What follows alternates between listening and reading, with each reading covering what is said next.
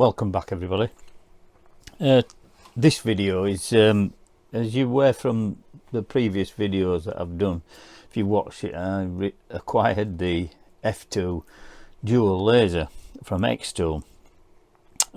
Came with the Ra3 Rotary and the sliding table. Great bit of kit. I haven't used the sliding tables yet, but I have done quite a few items on the F2 and using the rotary, and yeah, it's as it is. You sit it on top and you line it up with things, but it's not very stable.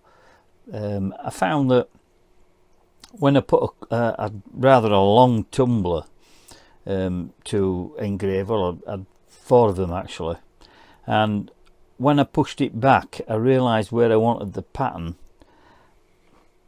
it would come off the actual base that you sit it on, the R3 on the F2.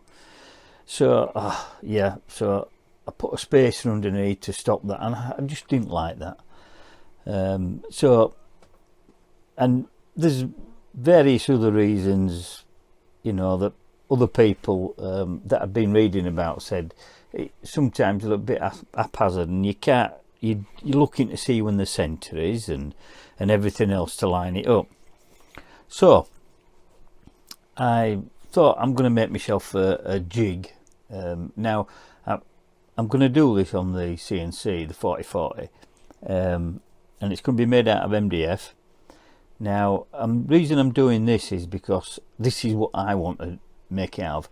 There are 3D printed ones on the market, but not everybody's got a 3D printer, but somebody might have a CNC.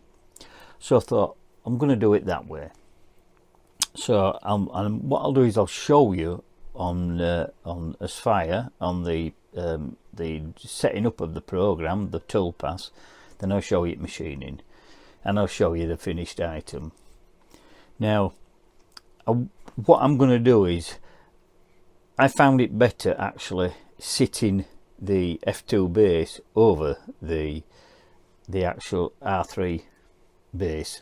So what I've done is I've designed, I'm on with it. I'm designing a base out of MDF that the R3 base sits in, and then it actually sits above it, does the F2, and I've given it a bit more space round, and I can slide it out as far as I want, and the base of the F2 holds the down even if you come out too far. So that's what I'm planning on doing. You don't always get it right the first time in the design, but we shall see. But I'm giving myself a little bit more room, an area or surface area around the F2 base, because somebody came to me with the other day, and I thought I'll do it on the F2. I could have done it on the S1, but I chose not to. I did it on the F2. I wanted to try it out, and it was like I could say it like a photo album, a leather photo album, but it was quite a long one, sort of probably slightly longer than A3, and it was leather, and she just wanted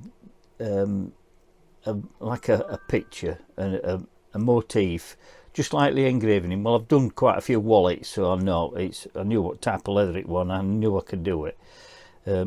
But I came with the problem then is to sit it on the base to do what I want, and the lettering, that was okay, but as soon as I put it on the base, the weight of the book made it go like that. It tipped. So I again had to put spacers on underneath, which did the job, and I thought I'm going to give myself a little bit more room, so that when I've machined it, it's got a wider base on, in other words, it's all level. So I could have put the book on, it would stay there, no spacers. So I've designed it that way. So all being well, fingers crossed, my design's going to work, and I'm doing it this way really with the CNC, because as I say, not everybody's got a 3D printer. There's plenty of things on, you know, Make a World, Thingiverse, for the F2, for jigs and various other things. So yeah, I mean, they're there if you want to 3D print them off. I'm not going to make a 3D printer one. I want mine a good solid fixture, and in fact I'm making it out of 18mm MDF, so I might even put a false board underneath that to lift it up even higher, give it 30mm. I don't know, see what it is. But what I'm going to do is I'm going to take it down into the shop. I'll show you the design that I'm doing on the computer, and then I'll show you it running. And obviously my 4040 has the Namo Labs offline touchscreen controller, and it is fantastic. Can't say how pleased I am with that.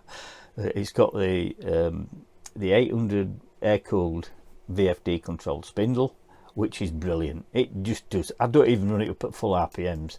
I probably would do if I were using a really small bit, but I don't even have to.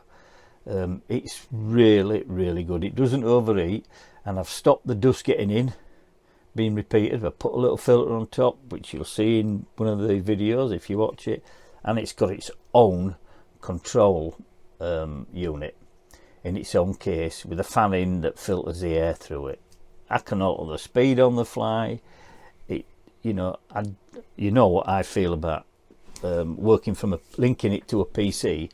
I love my offline controllers.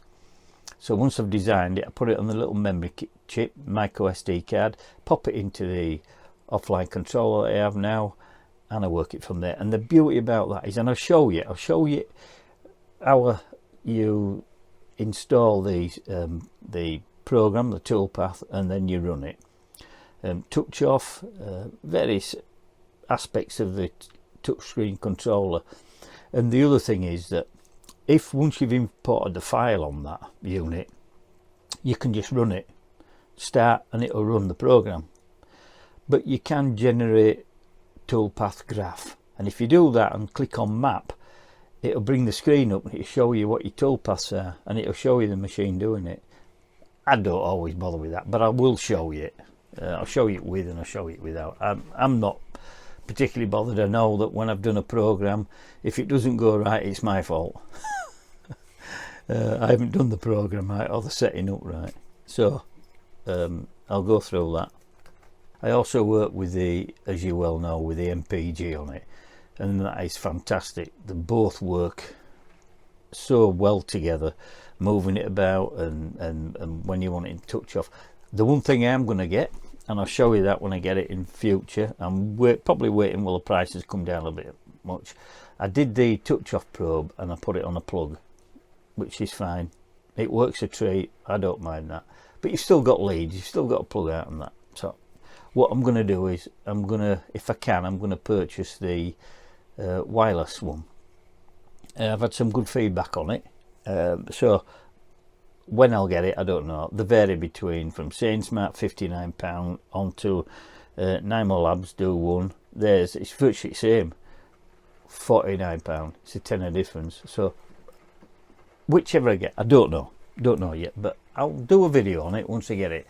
And I think when you look at the 4040, it's a good machine, and the Pro one now with the heavier duty X gantry is probably better. Well, it's better than mine. However, what I think is that if you've got the 4040 Pro, the early one, and you've had the Z-axis upgraded because there was a fault with the first ones, then that's what you've got. So to enhance it with the screen, enhance it with the wireless touch off probe and the MPG, and I think the 800 watt air-cooled VFD control spindle is cheap enough now. That's as big as you really want to go. It is with that one. You'd probably get away with a 1.5 kilowatt if you have the upgraded gantry, the Pro one, but it is what it is. I don't have that. I don't intend to upgrade to that. I use what I've got, and I've made that machine it works 200% better than what it did when I got it, by just putting these additions on. And it's a shame that Sainsmart didn't come out with a better touchscreen, offline controller touchscreen. I mean, this is really good. So anyway, what I'm going to do is take it down into the shop, show it on the PC, and then I'll show you the machining of it. So off we go. Right, here we are at the Spire. What you can see here is what I intend on machining. I'll just make it a little bit larger. Right, this is how it will be on the machine. It will be, the X gantry will be across here, home position will be down here. Okay, this, the first machine path that I've got is for the base of the R3 Rotary to sit into. When I've finished, this is on a longer piece, obviously. This will be cut off here, and this will be open. Okay, so that means that I can slide this out quite far, and it won't tip up because this, the F2 is holding it down. Okay, right, so that one, that there is, in fact I'll show you the tool path. Right, this is the first tool path, and it's down as the first R3 base. This is, and I'll show you the actual, this is what it is. The depth is set at 15mm. It's done with a 6mm end mill, and it's a raster and it's a climb. Okay, so what that will do then is it will come in and machine that way, raster all the way across, and between each depth of cut it will do a profile all the way around. Okay, it will clean it up and it will do a profile. As you can see there, profile pass, last. No profile pass. You can do it first or you can do it last, whichever you want to do. I chose to do it last. Okay, so it will machine that way, and then it'll leave a little bit on all the way around, and it'll go around the edge, and it will do that. It will have 10 passes because it is taking, if you look at the cutter, its pass depth is 1.5mm. okay, now the end mill that I've got would take easily more than that, but I choose to make it easy.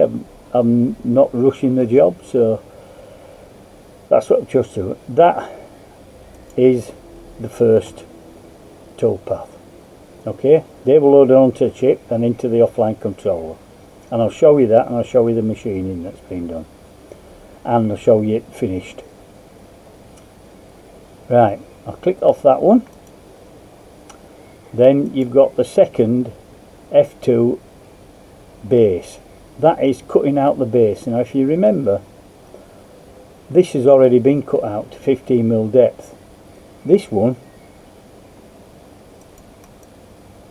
show you it up here, is 8mm deep, and that's for so that all the work round here is level with the bed of the F2, and the F2 sits on the base plate of the R3, which sits underneath it. Okay, this is open. Take this off, you don't need it in because you'll be doing tumblers or whatever you're doing on the rotary. Okay, but you can also use this round here for support. I've done that purposely because if you use a piece of MDF that's quite, or plywood or whatever you're doing, it's quite wider, but you need it at sort of down here and it's over here, it can tip up. You'd have to support it underneath, so it just gives you a bit of support all the way around.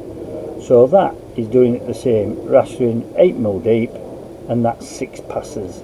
Alright, now on this I've chose to do it first because I wanted to see what it did. And this is what I mean to you, is when you're designing anything on, and I just use this program as Fire, VCarve Pro, I've got that as well, but I use this mostly, and it's nice to see what something does when you do it. So I did the R3 base. I've done that last profile pass, which means it cleans, it leaves a bit on when it does the rastering, and then it goes around and does the profile, and it cleans it all up, then goes back into another plunge, and it's so on, and then a profile. But this one I've done first, so it does the profile first, and I just wanted to see which got best finish. So okay, and then that sits in there. All I have to do then is, with the handsaw or the power saw, is just cut that off there. That leaves this open, so I can slide the base out further, and I can also put it in further if I'm doing something shorter. And the centre of this is the centre of that.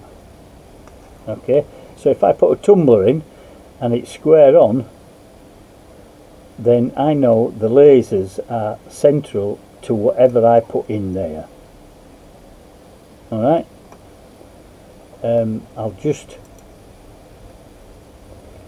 I'll show you the, right, we'll see what the reset preview, we'll see what the tool paths are. Okay, we'll do the first one, which is the base. So we'll preview visible toolpath, and that's what it's going to do.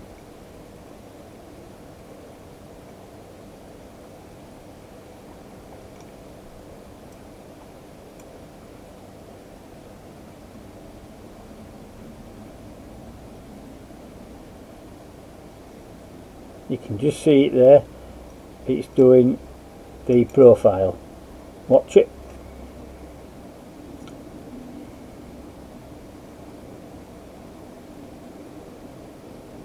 See it doing a profile. Okay, I'll get rid of that. So that's done. Right, reset preview, and we'll show you what the next toolpath is.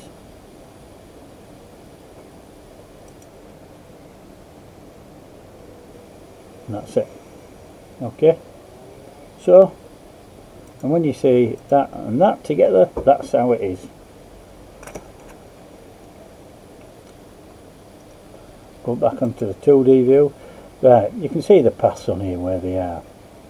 Now, what I did do was, and I haven't had to use them because they fit perfect straight away.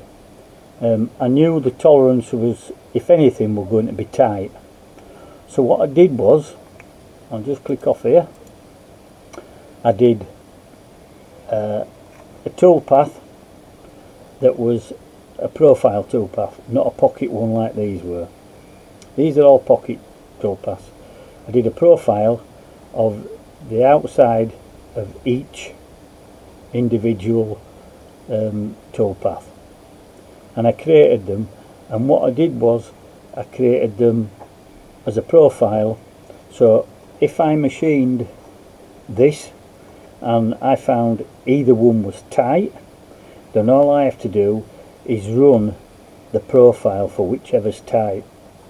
And what I did was I increased the profile so it would just do the outer edges because it's already machined out the inside, and it would machine the edge, and I did it at 0.03 of a millimetre, so it just cleaned up the edges and made it slightly bigger.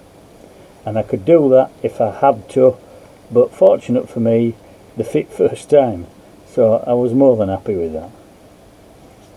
Okay, so that's the machine side of it. It will load it on the chip, we'll get it on the chip, get it to the machine, and I'll show you it machining. and what the offline controller screen, the Nymo Labs touchscreen, does. It's a fantastic piece of kit to enhance the usage of the 4040 Pro. So we'll get over there now. Right, here we are at the machine. It's all fired up. I've put a 6mm end-mill bit in. I've lowered the 800 watt spindle down a little bit. I won't know whether I have to lower it anymore. It should be okay where it is. And as I do always, I home the machine. Okay, so once I've homed it, I'm now going to take it across to where my job start position will be. Okay, so I'll do that now. You'll have to bear with me because I'm using it one hand.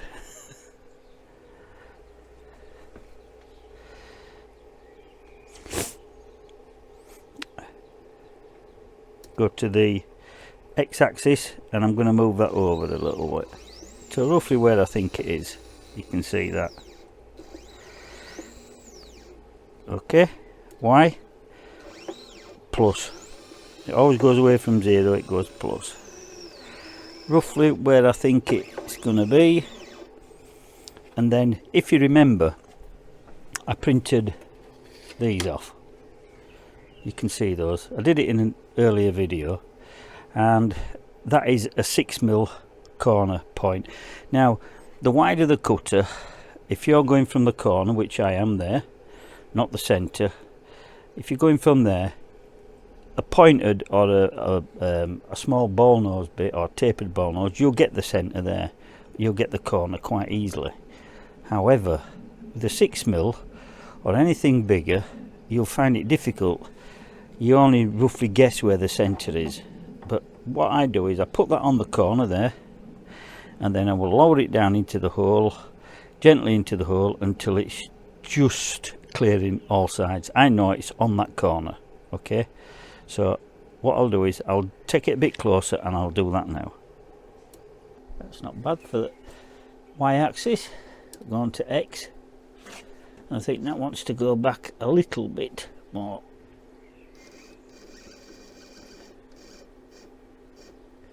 Okay, then I'll drop the z-axis down. Right, I've adjusted that, you'll excuse me, but now you can see if I hold that as much as I can and turn that, you can see it's clearing. Okay,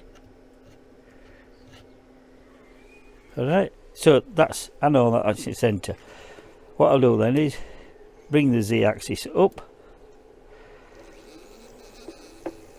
Okay, what that means now is I've got job start position. So what I do then is I zero the x and y, which is, as you can see, there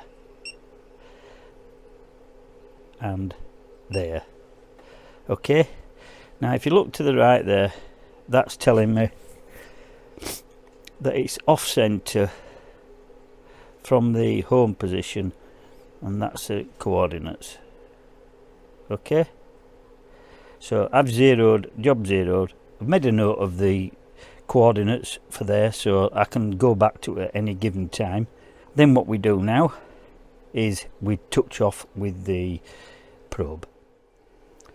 Right, I've got the touch probe out and it's all ready, and what I do is, because it's plugged in there, I always tap it on there to make sure that it's working, as you can see it is. Okay, so once I do that, then because you've zeroed off x and y, then I will move the y down a little,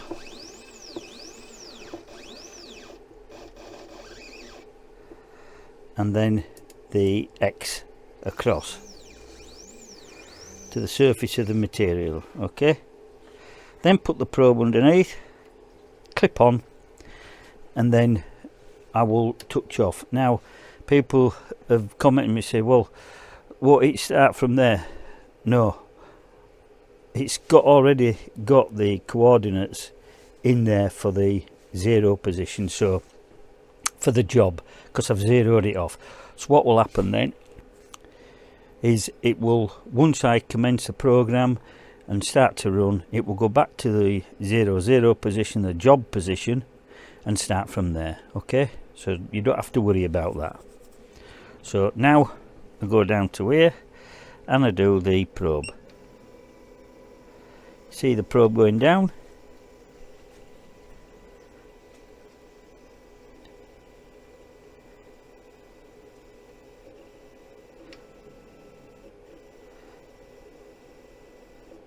That's touched off now. Okay, it goes down, touches, comes back up and then touches again. Alright, I am going to get the wireless one because I like the actual wireless probe. So that's that done. I am going to get the wireless probe because I like the idea of the wireless probe, but I just can't afford it as yet. And I'll do see how good that is when I acquire one anyway. I've knocked the pendant controller off. Okay, I don't have to worry about that. It's zeroed off. I've just got to put the actual memory card in. I've put that in, and now what I do is on here I go to file. Okay, load G code, and what I'm looking for on there is the bottom one, the R3 base. Okay, that's going to do the first cut, which takes a lot out, and then that will take the base out. Okay, so I load that, select this code. So what we do now is start. I'll run the spindle up,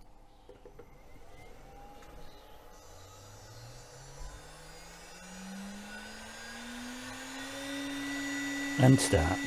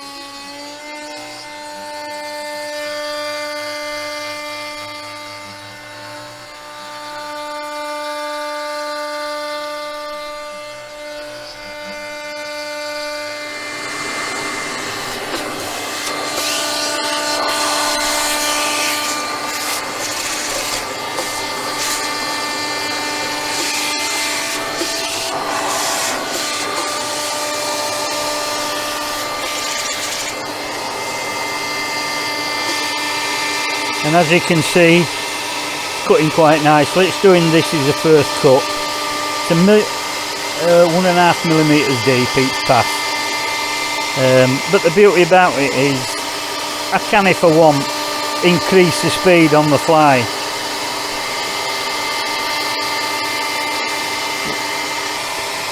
I would normally have a dust chute on here, or dust boot, but it's just for purposes to show you, that's all.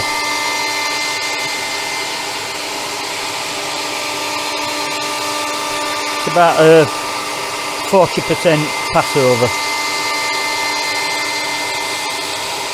Just turn the fan up on the box, keep it nice and cool.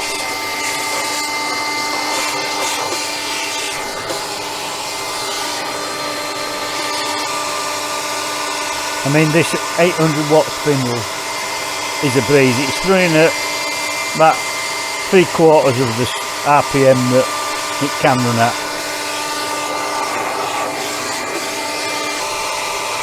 I'm not going to video it all. It just takes too much time up.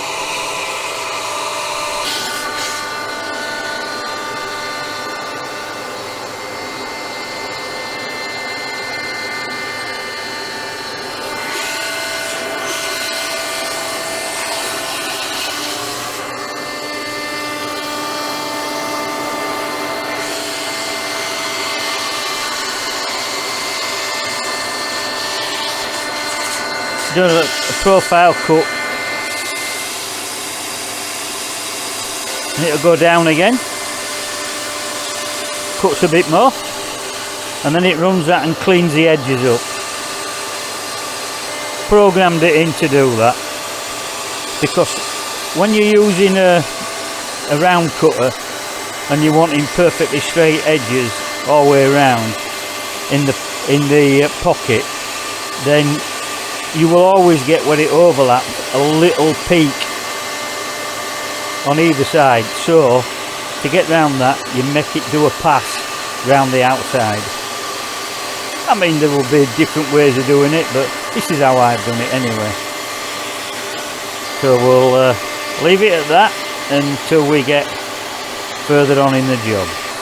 It's just another toolpath profile around the edge, and it's on a third pass now. There's a few more to go. They can set it various ways. I could set it to do the profile pass, to clean up all the edges last, and do it in one.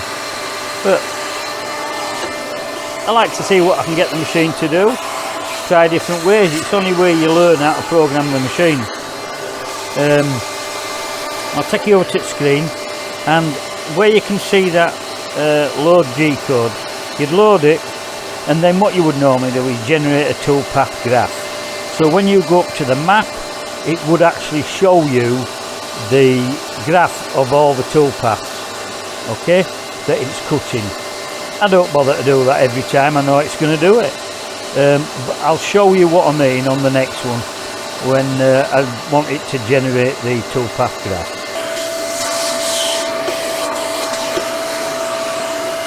The other thing you notice as well is, which you'll notice on a big cutter, but you'll also notice on a small cutter, you look at the smoothness of the cutout there.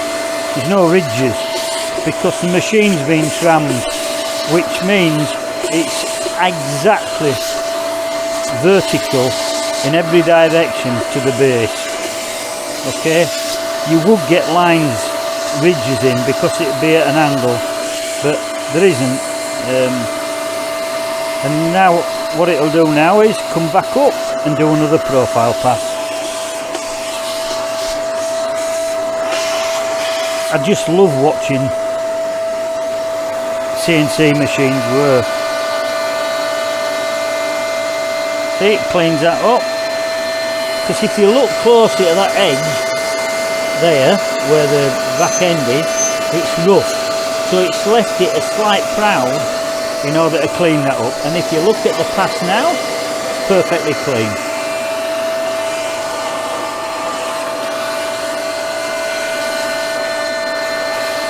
Believe me, I'm no expert in CNC machining. I learn, and sometimes you learn by mistakes, and I have made mistakes, but that's part of learning. But what you do find is that there's different ways, as the old saying is, to skin a cat.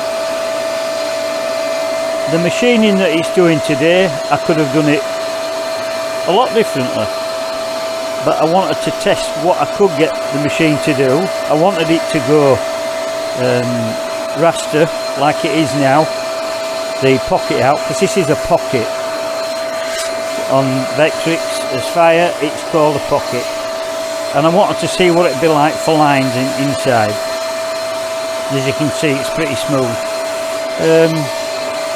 I could have taken more out on one pass and do the job quicker, but there's not like making your machine work for its money, and that's what it's doing now. I mean, this machine is what I call and I've said it before, it's a hobbyist desktop machine. You can get the next one, which is a far heavier, well-made gantry on it, X-axis, but it's more money. But the additions that I have with the MPG controller, the actual screen, the Enamel Labs offline controller, and the 800 watt spindle with its own control box, is an absolute first class addition. The one thing I like about the offline controller screen that I have here is the fact that I've just increased that, the speed, the feed rate, and you can do it on fly. Increase it, decrease it, and because I've got a spindle on a different setting, not different setting, a separate control box, I can alter the speed to what I want. Now what I've done before is, sometimes if it's quite an intricate program and I want to know, make sure it runs right, is I'll set it all up, but I don't put a cutter in. I don't even have to set the spindle running because it's self-contained, and then what it does is it shows me whether the program's working right. Now I don't know, because I don't use it, the other software programs that people run the machines from off the PC, whether in actual fact it would allow you to run the program without the spindle going. I don't know. I don't use it, but I certainly can on this. And it just gives you that confidence in, yep, right, all I have to do now is put a cutter in,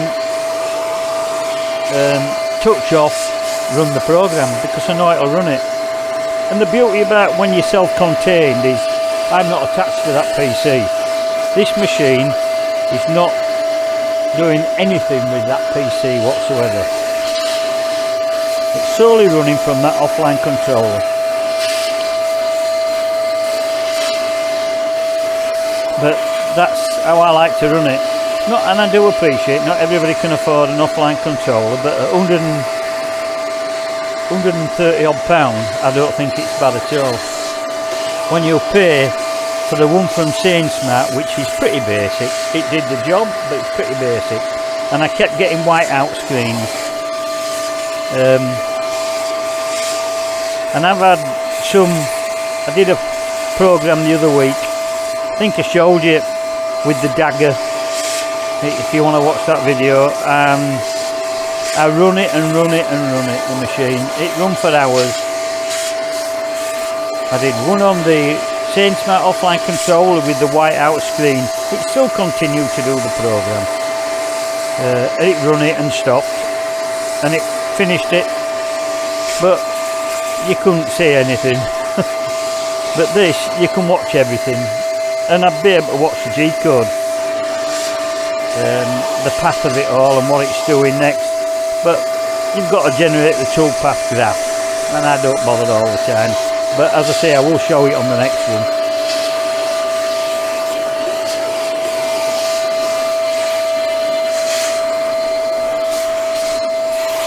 And to be fair, it does show the accuracy of this machine. When it's run right and not overworked, because that's what happens. People push them too far and then they end up with problems. And you can see the accuracy of it. Yes, I could have done this job in a lot quicker passes, taking more off, but why bother? It's utilising the machine, and I like to see it working.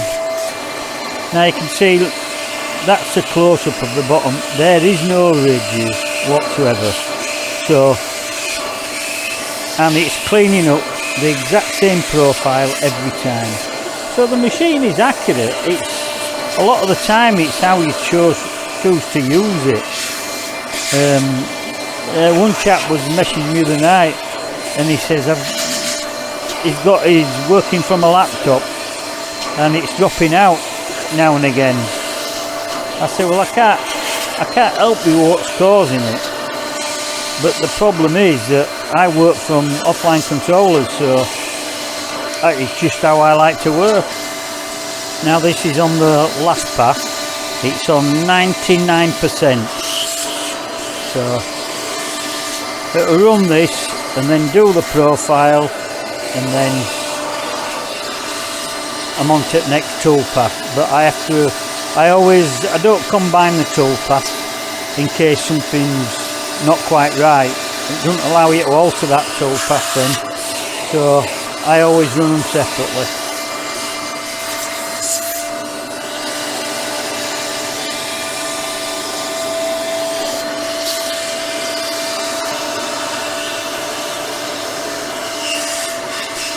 one of the reasons why as well I chose a 6mm bit. I've got some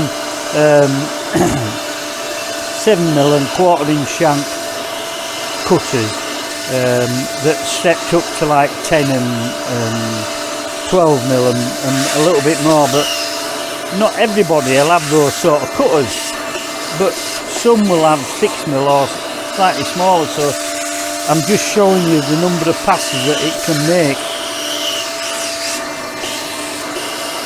It's going to do its last final profile, and then this toolpath is finished.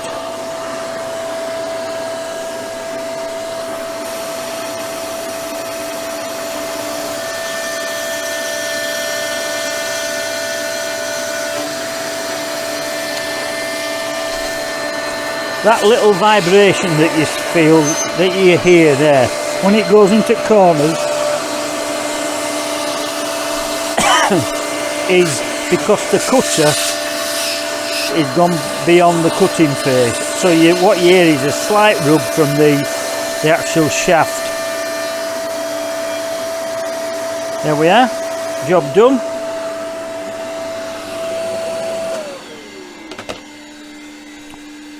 Going back to job position. Right, here we are at the screen. Right, so you can hear the spindle running in the background. I've just started it up. I put the fan on. Keeps the dust out. Pressurises the inside that unit there. What I've done is I've loaded the file, which is the next one, the F2 base, second cut or second toolpath. But this time I've generated the toolpath graph. Okay, so then when you go to map, you'll see it, and you better watch it. I don't always do it. I don't watch it. So, but some people like to do it and like to watch it on this computer screen. It doesn't bother me. So we'll go back to file, and there we are. So we're all ready to start and run again. So I'll start the extractor off. Notice I've got the adapted to dust shoe on this time, so we'll see where it goes from there.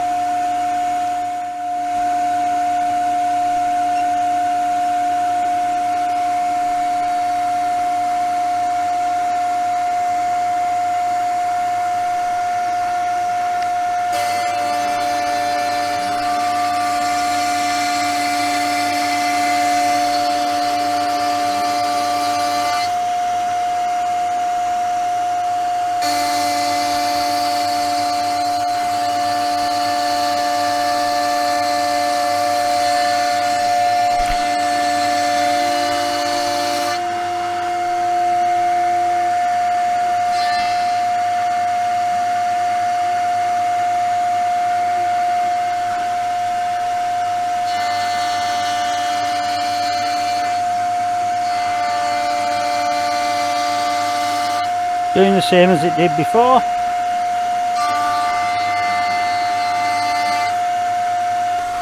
And as it gets slower, the extraction will get better because the brushes will start to touch.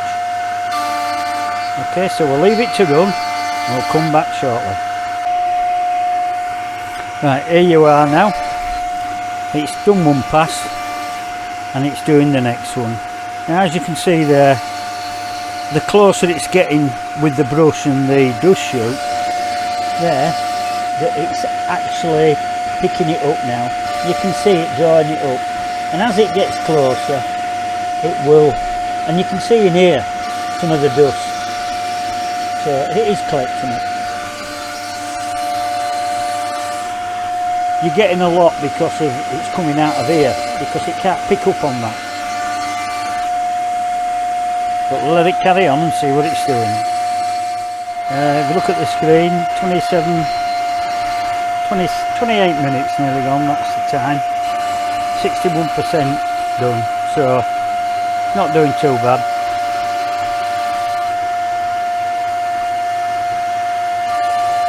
And the beauty about doing it in two toolpaths, what I like, is this is because the unit that's sitting on here, which is the F2, the Xtool F2 dual laser, it's only a small footprint, but it's tapered to the front, so you've got to get it right.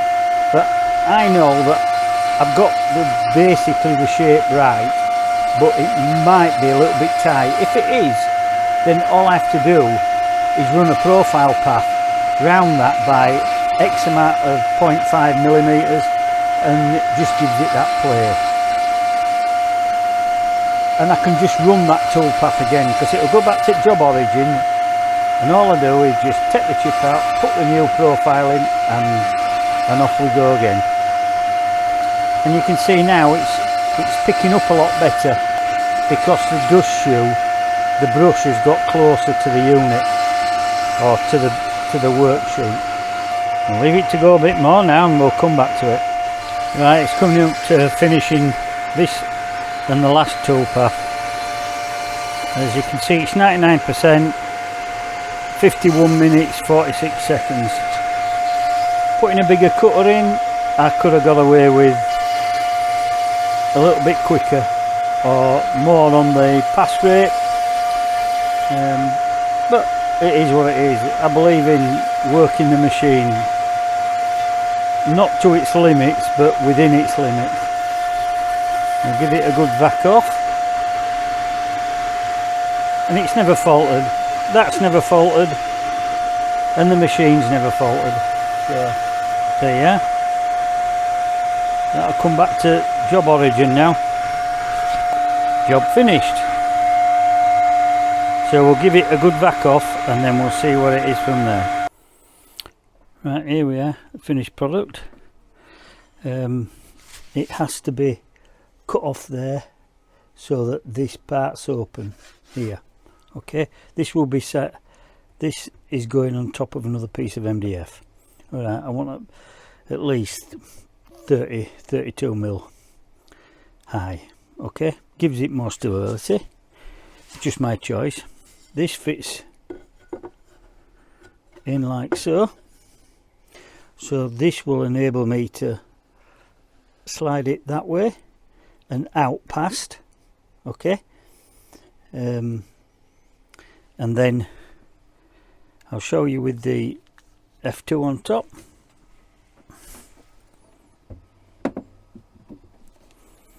There we go.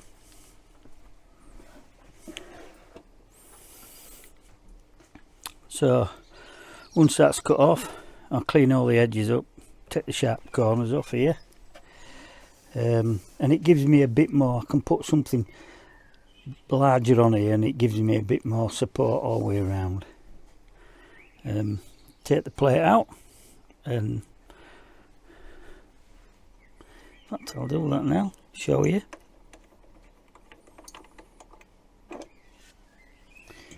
There we go. So if I want to move that, I can just move it. It will go past once this has been cut off here. This will be open-ended here, so the line will be cut, will be there. Nice little jig. Now I've done this specifically because I'm going to 3D print one. However, it'll be a bit smaller than that, what I 3D print. But not everybody's got a 3D printer. So this enables you to do this even if you've got hand saws, chisels. You can mark it out and do it the same. It doesn't make any difference. You'll still get the same results, you just have to be more careful. Except this is all machined out, so it's quite accurate and flat. But if you've got a 3D printer, by all means you can 3D print something. But if you've got a CNC, small CNC, then you might just be able to do this. Okay, as I said in the previous for the F2, I've been asked to do rather a lot of tumblers, and I wanted something that I can set up, leave it in position, just swap the tumbler, and away we go. I am going to get another magnetic chuck. They're about £60, so I can set one up and sling the chuck in, and off we go again. Right, here we are at the base now. It's finished. Cut it off. I haven't bothered showing the tool pass, but if you can see the inserts there, they're 4mm inserts. Okay, there's 4, one there, one there, one there, and one up at the other side. There because I machined them out, and it's just like a pocket. That's all it is. You just do it as a pocket, and it just takes it out. It's 4.6 hole for the 4 point. I think it's actually 4.98. 4.98. They call it for 5mm outer diameter of the brass inserts, but it is actually 4.9. It's under 5mm. So I did a hole. I tested it first on a piece of scrap, and yet 4.6 is bang on right. Bit of super glue inside, just tap them in and they're going nice and tight. Okay, and that is because, as I showed you with the actual 3D printed one, this slides out. Now I'll try and do it with one hand, bear with me. That slides out there. Now I can slide that right out there. That is still off the ground because the weight of the machine is holding that down. Okay, it's quite, and I have to press down quite a lot to actually lift that, but, and then you just slide it back into what you want. Okay, however, if I want to put that on top, they go on there, both sides, and then that is clamped on the top like so. Okay, that, and it's all, doesn't matter whether it's on top or whether it's below. That center line is directly in center of where the lasers are, so I don't have to worry about centering it. It's automatically centered. So yeah, it's proved a good little jig really. It's held on by 4 little Allen keys, 4mm. So yeah, that's the other clamp, that's the other clamp, and it just allows you to slide it in and out.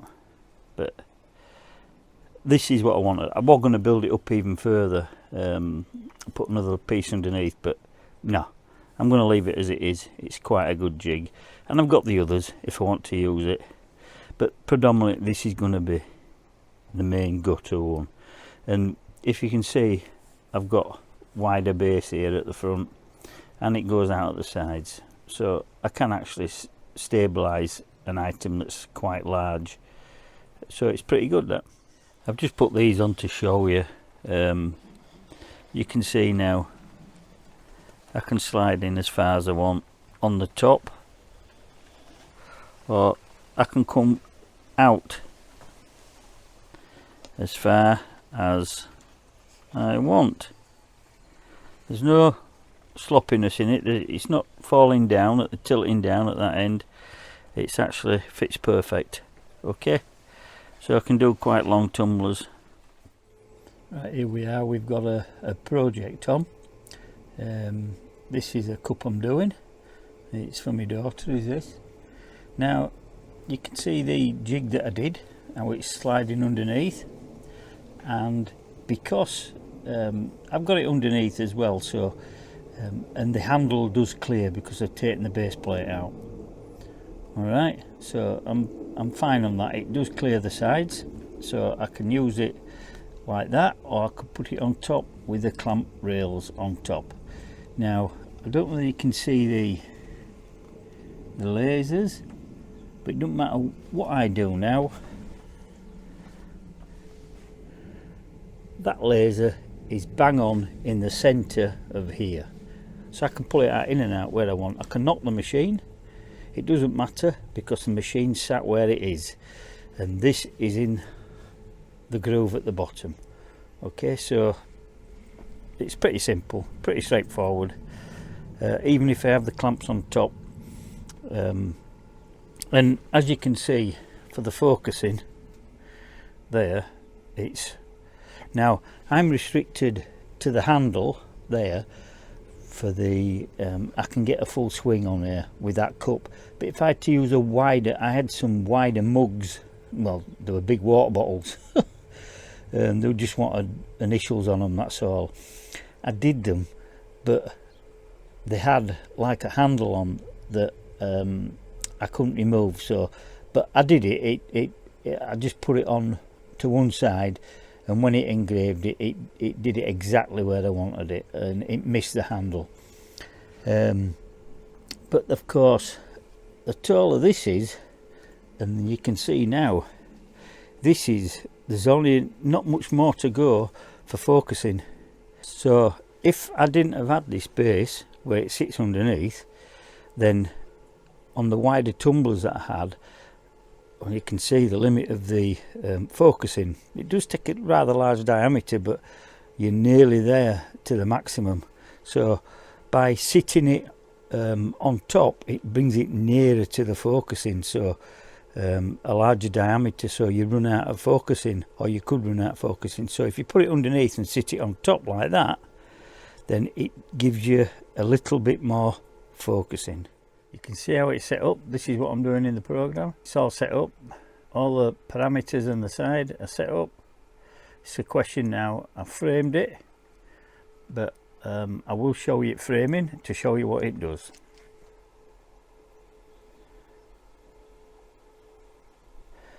You can see the blue light, and it's going over the area now of where it would frame. Okay, there we go, and it's engraving now.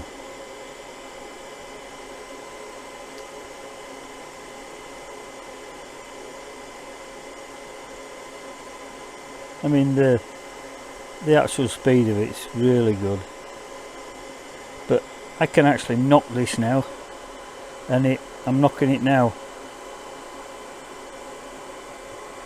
and it's not going to affect. If I knock that chuck now, it's only going to move the whole thing. So yeah, pleased with it.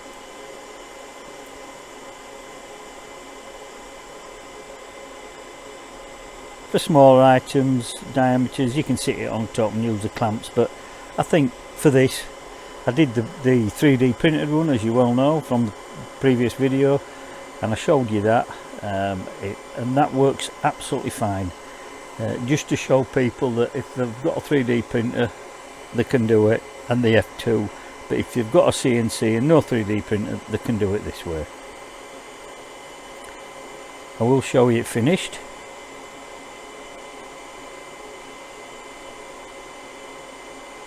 And of course, you'll notice that in previous videos I have the magnetic extension hose. Absolutely superb is that. It's really good. I can just click it now to any of my CNC machine if I want a dust extractor on it. Not the extractor for the dust, but for around the main machine I have a separate one that I can stand at the side, and it'll take out most of the dust that's in the air atmosphere, but I can use it on any of my laser units. Go back to here, let's have a look, see what it's doing now. It's nearly finished, and the extractor light, the fan is quite good on the F2. I mean, a lot of it is open, and I do now have my laser protective goggles on. So just about finished. There you are, done. You can hear the fan runs on afterwards, which you can set, I believe. Okay, so say I'm using multiple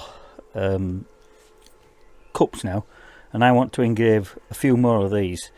Yeah, you'll think, is it so easy? Yes, it's bang on easy. I'm going to show you how. This is what I mean by using a jig like this. What I would do, masking tape to the edge of there. All I have to do then, turn this, slide the machine out, the chuck out. You can keep it connected to the machine. Okay, put another cup in, just get another cup in. This is on it. I'm not engraving this, I'll just show you. Okay, that's nice and flat up against the chuck. Lift that out of the way, slide that in, up to the masking tape, handle down, program run, and it's as simple as that. That's the beauty about it when you've made a jig for multiple production. It works out really good. Here we are, just finishing the mug off.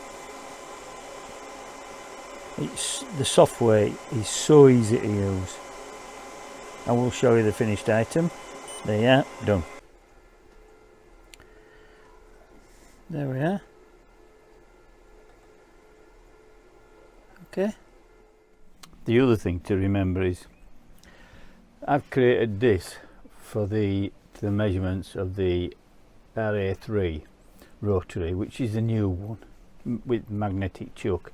But you've got to remember is the actual base of the Ra3 and the base of the Ra2 or Pro, whichever you want to do it, and I have two of them here, the Ra2s. The base is narrower, it's 95mm, so as opposed to 100mm. Okay, so although my Ra3 fits all the jigs I've done, it would be out of centre. You would have 5mm difference for the Ra2. Okay, but I solved that because I 3D printed some shims, and I just put shims in either side, and I can use whichever. But predominantly I am going to use the Ra3 on this machine, the magnetic chuck.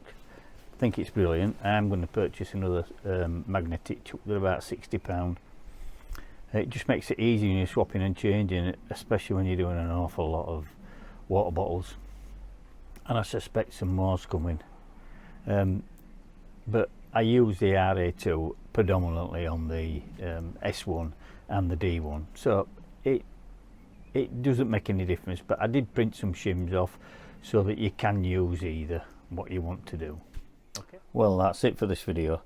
It's a long video, but I felt it needed to be a long one to show the different processes and what the software was like, the finished results, and the cup you saw at the end hadn't been cleaned up at all. I'd just taken it straight off, showed you what it had done, and obviously I use a magic eraser and a bit of isopropyl alcohol, and it'll come up nice and shiny. But that's exactly as it came off the machine.